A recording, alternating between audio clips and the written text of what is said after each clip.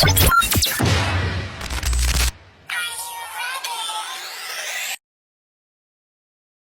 semuanya, perkenalkan kami dari kelompok 1, kelas 645A07, akan mempresentasikan mata kuliah Manajemen Resiko tentang skenario A, resiko sumber daya manusia di perusahaan retail. Latar belakang kasusnya yaitu perusahaan retail nasional mengalami peningkatan absensi karyawan, konflik antara karyawan yang sering terjadi, proses perekrutan yang lambat, dan pelatihan tidak dilakukan secara teratur.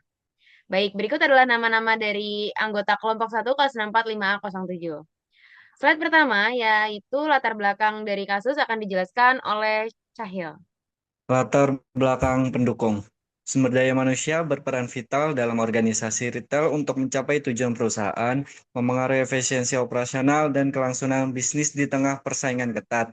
Ekspansi retail cepat membutuhkan tenaga kerja handal, kompeten, dan setia, karena bisnis ini sangat bergantung pada interaksi karyawan dengan pelanggan.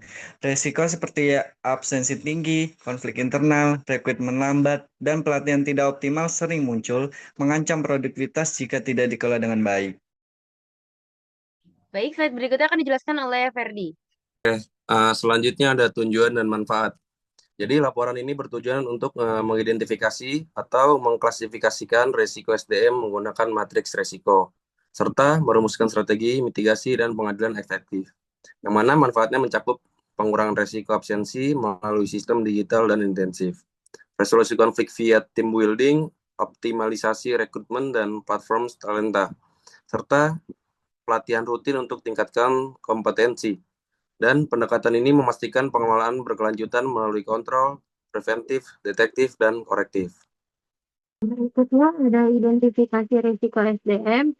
Perusahaan menghadapi risiko SDM utama dari analisis kasus. Yang pertama itu tingginya ketidakhadiran karyawan, rendah disiplin dan motivasi. Yang kedua konflik antar karyawan, lemah interpersonal dan komunikasi. Yang ketiga rekrutmen lambat, keterbatasan tim HR. Lalu yang terakhir serta kurang pelatihan rutin, hambatan pengembangan keterampilan. Selanjutnya, klasifikasi risiko SDM. Yang pertama, kesalahan manusia, perform kurang optimal, dan kesalahan operasional akibat pelatihan dan pengalaman terbatas. Yang kedua, perilaku, konflik interpersonal dan penurunan produktivitas tim. Yang ketiga, kepatuhan, absensi tinggi dan rendah patuh SOP.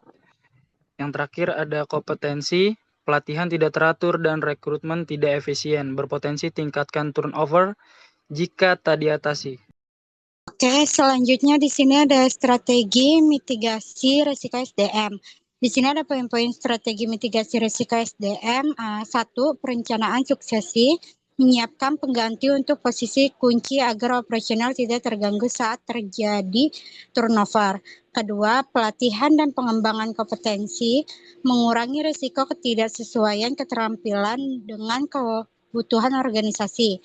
Ketiga, audit kepatuhan dan regulasi ketenagakerjaan, mencegah risiko hukum dan sanksi akibat pelanggaran aturan ketenagakerjaan. Keempat, manajemen kinerja yang transparan, menghindari konflik internal dan meningkatkan motivasi kerja.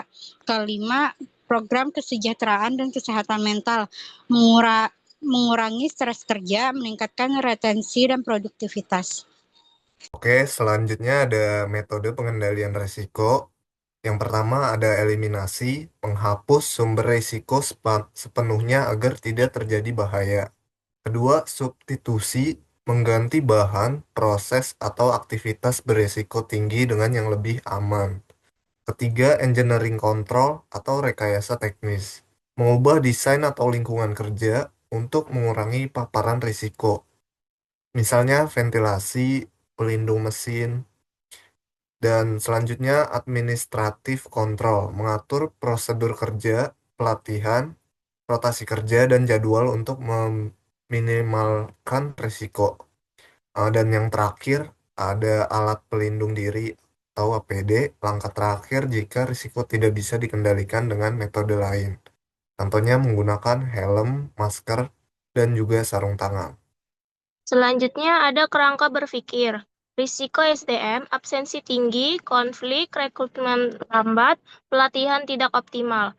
Diidentifikasi melalui analisis kasus, diklasifikasikan dengan matriks risiko berdasarkan probabilitas dan dampak, kemudian dimitigasi via strategi spesifik seperti sistem digital dan team building, serta dikendalikan melalui pendekatan preventif, detektif, korektif untuk hasilkan performa organisasi optimal.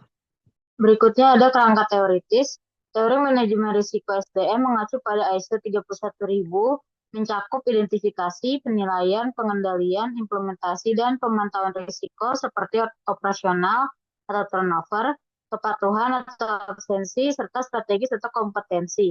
Didukung oleh teori manajemen konflik, yaitu integrasi Dunlop dan analisis SWOT untuk SDM retail, di mana efektivitas SDM langsung mempengaruhi sustainabilitas bisnis seperti yang dikemukakan oleh Mulyana tahun 2010.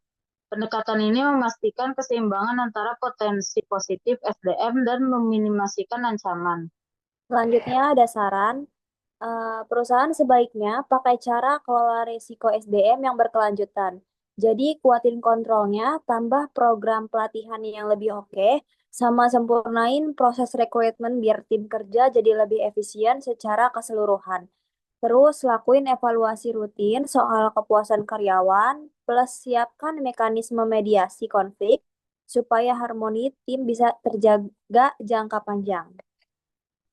Terakhir ada kesimpulan, risiko SDM di industri retail mencakup kehadiran sikap kerja, kompetensi, dan prosedur perekrutan yang dievaluasi secara berkala untuk cegah penurunan performa organisasi. Strategi mitigasi seperti sistem